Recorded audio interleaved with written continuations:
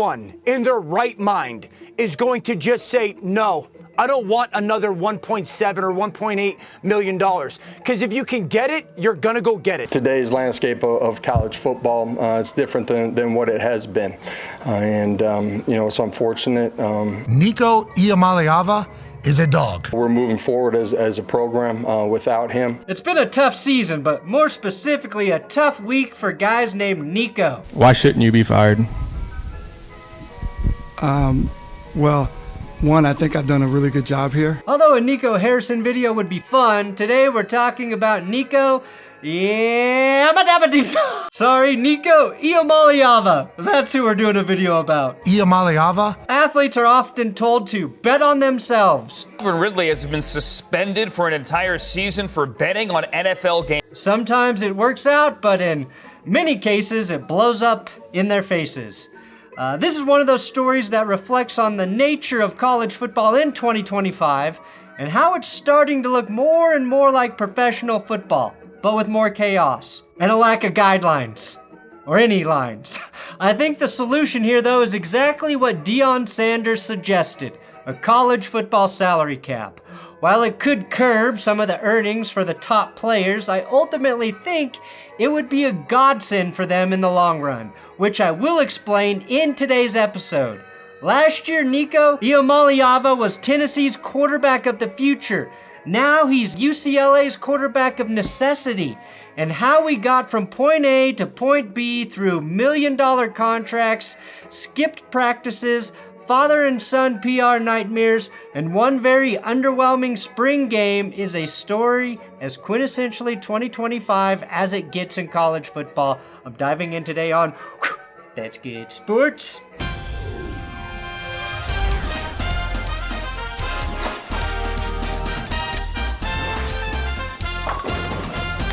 Today's episode is sponsored by Underdog. Use my code TGS or That's Good to sign up, or the link in the description.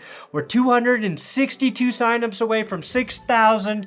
A bunch of you signed up last week. I think we can get to 6,000 signups by the time the NFL draft concludes. If we hit 6,000 signups, I get a $60,000 bonus here at That's Good Sports. Again, I'm sharing that with the people who help make this channel run. Johnny Barks, Will Keys, big bonuses for them. It is massive, and I am greatly appreciative for all of your support. If you've used my code, make sure you make your first play. That's the only way it counts. But I'm going back to basketball. I didn't hit on the last one, but I'm going higher on Jokic, lower on Kawhi, and higher on Ant. Play responsibly. Underdog. Link in description. Code That's Good. Let's get there. I found this story fascinating, and I think how the NIL evolves over the next few years is going to have large ramifications for college football. And even though I don't follow college football nearly as closely as I follow the NFL, I think you see this situation and you either, one, blame Nico Iamaleava and his dad and his side for being greedy, for being young, greedy, or you see that this system's kind of fucked up and it's going to put more young men, or as Dan Orlovsky called them, kids. I know a lot of people are be like, he's a 20-year-old, he's not a fucking kid. Go back to being 20. Think about this kind of decision. Did you ever have to make a decision like this while also being the face of an entire football program? No. Doesn't mean they're right or that they're perfect, but I think it's a very complex situation. But this is such a flaw by the leadership of the NCAA and the fact that grown adults allowed this to happen because it was coming and everyone knew it. They should be ashamed. And you don't have to like what they did, but I think having a little empathy while thinking about this big picture and a very complex situation that fucking adults are still trying to figure out, you can kind of see that the people who might pay the price are actually the student athletes. All I will say is that, it's easy to get the wrong people in your ear sometimes and get bad advice and not necessarily even talking about that situation. I just think in general there's people in some of these players' ear that don't always have best interests. Now this saga didn't start with a transfer portal tweet. It started with a 5-star prospect from Long Beach, California, who was supposed to be the face of the post Hendon Hooker era in Knoxville. Nico was the prized possession of Tennessee's 2023 recruiting class. He had the name, the arm, and reportedly a 4-year NIL agreement worth up to $8 million. That number set a new standard back then. It was historic. It also turned out to be a loaded expectation. Since setting the standard, we have seen Arch Manning shoot to the top of all NIL earners at $6.5 million. When Nico finally took over the starting job in 2024, it felt like a new chapter for the Vols. His debut was everything the fan base had dreamed of, a 314-yard and 3-touchdown game and a 69-3 shellacking of Chattanooga. Tennessee started 3-0 and Iamaleava looked every bit the 5-star savior. The hype was real for about a month. Then came the back half of the schedule and, of course, reality. The offense stalled. He took more hits. He held onto the ball too long. The pocket presence that looked polished early began to fade as pressure increased. And by November, Tennessee wasn't a pass-first team anymore. They were a hand-the-ball to Dylan Sampson and get-out-of-the-way team. The star running back earned all SEC honors, and the Volunteers essentially rode his legs to the college football playoff. Their semifinal matchup, Ohio State.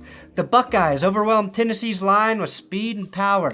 Nico was sacked 4 times and hit even more. They were bounced 42-17, and suddenly the future looked less certain. The quarterback, who was lighting up the field early on, had suddenly become a liability, and their unceremonious exit in the college football playoff had essentially proved that. There was also the matter of the wear and tear. Iamaleava reportedly cracked 2 helmets over the course of the season and suffered multiple concussions. It was part of the reason, depending on who you believe, that his camp started asking for assurances after the playoff loss. Better protection, more receivers, maybe more money too, though Nico's camp has disputed that. Whatever the list of demands was, Tennessee was not buying it, and when spring ball came around, neither was Nico. He skipped a key practice before the spring game, didn't tell anyone until after, then he disappeared. The Vols moved on before he made anything official. Josh Heupel addressed the situation with a now immortal quote, There's no one that's bigger than the power T, and that includes me. The backlash was nuclear. Nuclear proliferation. Nuclear proliferation. ESPN's Reese Davis called the whole ordeal extraordinarily ungrateful. Local radio lit into the quarterback. One report claimed Iamaleava ducked out of NIL events, dodged autograph sessions, and let his father act as a bulldog whenever a sponsor requested his time. Whether those stories were exaggerated or not, the damage was already done. Nico went from face of the franchise to PR liability in less than a month. Tennessee had to fight against the NCAA to get Nico there. Remember, that $8 million deal was under scrutiny by the NCAA. They launched an investigation. Then Tennessee's attorney general filed a lawsuit against the NCAA and got an injunction. They also changed some state laws there in the state of Tennessee to help with state taxes, with NIL and all that stuff. You don't see a lot of states doing and going that far to help out a player that they really want. So I think Tennessee just hit the breaking point. Like, are you really being shopped around to places like Oregon without us knowing after being here just 1 year, after everything we did for you? And it's not just the weird behavior. Nico's agent was allegedly negotiating contracts with other schools behind Tennessee's back, and Josh Heupel learned about it from Oregon head coach Dan Lanning, who is either a snitch or a whistleblower, depending on how you want to look at this whole situation. All I'll say is, snitches get stitches, not bitches, Dan. But you already know that, don't you, Dan? Enter UCLA, limping into its second Big Ten season after going 5-7 and fielding one of the worst offenses in the country. The Bruins were desperate for a quarterback. At one point, UCLA went 6 straight games without scoring more than 17 points. Their season high was 35 against Rutgers. Their new head coach was Deshaun Foster, who didn't exactly have the greatest press conference at the Big Ten Media Day. I'm sure you guys don't know too much about UCLA, but our football program, but we're in LA.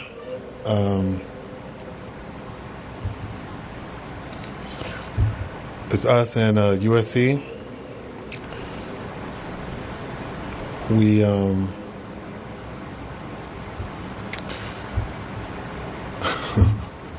So when a 6'6" playoff-tested QB with 3 years of eligibility suddenly hit the market, they made their move. And UCLA had an edge. Stacy Ford, their director of player personnel, coached at Warren High when Nico first broke out in 2021. That connection helped. So did the fact that every other viable option had already filled their QB room. So the Bruins got him at a discount, both financially and reputationally. Nico's announcement came via Instagram. This decision was incredibly difficult, he wrote, but I trust God's timing. He thanked Tennessee, thanked God, but the story was already being spun in a different direction. One about leverage, misused, opportunity lost, and a career suddenly at a crossroads. And I'll throw in probably the most poorly timed use of thanking God. I mean, it was Easter weekend, the Pope died, but yes, God was working his magic for Nico's NIL deal. Still, the numbers from his lone season as a starter weren't bad at Tennessee. He threw for 2,616 yards, 19 TDs, and only 5 picks across 13 games. He completed 63.8% of his passes. He added 6 rushing TDs, but 8 of those passing touchdowns came against UTEP and Vanderbilt. The eye test told a different story. He wasn't bad, but he wasn't a $4 million quarterback either. He didn't have leverage, and he still decided to press his luck and hold out for more money, something that's essentially a brand new thing when we're talking about college football. And to do it this late in the offseason is just a totally foreign and weird thing. That's the number reportedly floated by his camp during those last few weeks, $4 million. Tennessee didn't bite. Most other programs didn't even pick up the phone. A lot of people thought he'd end up with Bill Belichick in North Carolina, but we'll have to check his girlfriend's emails to see how that all went down. So just like that, one of the biggest NIL deals in history ended in a whimper. Now, Nico's back in California, looking to resurrect his career at UCLA. He joins a team that averaged just 18 points per game last season. A team that hasn't won a conference title since the Clinton administration, before Belichick's girlfriend was even at, you know what, never mind. A team where Joey Aguilar, App State's big arm transfer, was taking all the first team reps until Nico dropped from the sky. The spotlight will be bright, and the grace period will be short. UCLA opens the season against Utah at the Rose Bowl on August 30th. Between now and then, Iamaleava has to learn a new offense, integrate with a new locker room, and win back some good faith from an entire sport that has been side-eyeing him since March. But this is the new normal in college football. NIL negotiations are strategic warfare. Quarterbacks don't just leave. They pivot brands. This wasn't a transfer. It was a hostile acquisition. And Iamaleava, whether he intended to or not, became the poster child for everything messy and murky about the modern game. I think most college football fans were happy to see players finally get paid. Well, legally anyway. Keep in mind though, with large sums of money comes greater expectations. When very young people make a ton of money, it's going to rub a lot of other people the wrong way.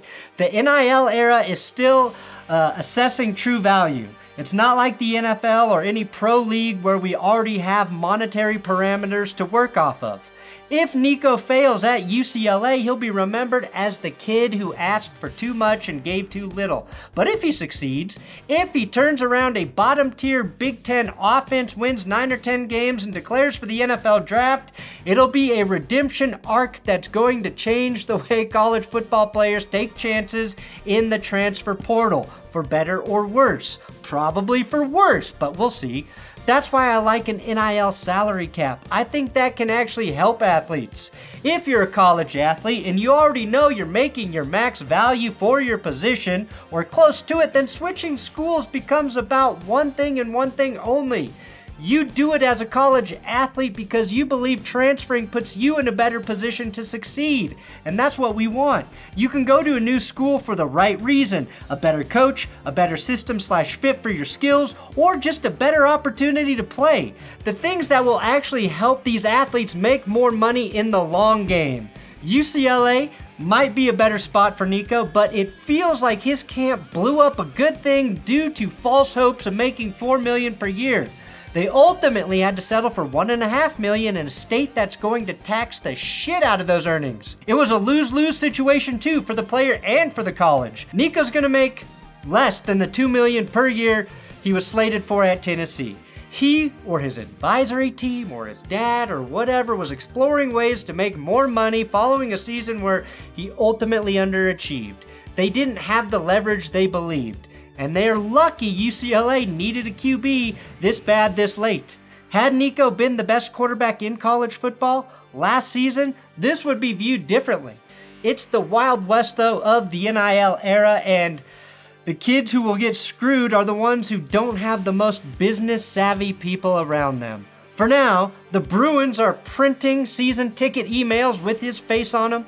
The Rose Bowl scoreboard operators are learning how to say Iamaleava, Shamalama Ding Dong, and Joey Aguilar is probably refreshing his transfer portal status. It's not a fresh start, but it's a second chance, and for Nico, it might be the one that finally defines him. Nico Iamaleava's saga isn't just a messy transfer story, it's a cautionary tale about what happens when college football's new economy outruns its infrastructure. In theory, NIL was supposed to empower athletes, letting them finally cash in on their value. In practice, it's created a chaotic, unregulated marketplace where high schoolers sign multi-million-dollar deals before throwing a college pass, agents operate with no oversight, and collectives are expected to function like pro sports front offices, except with less structure and more emotion. Iamaleava was once the poster child for NIL's potential.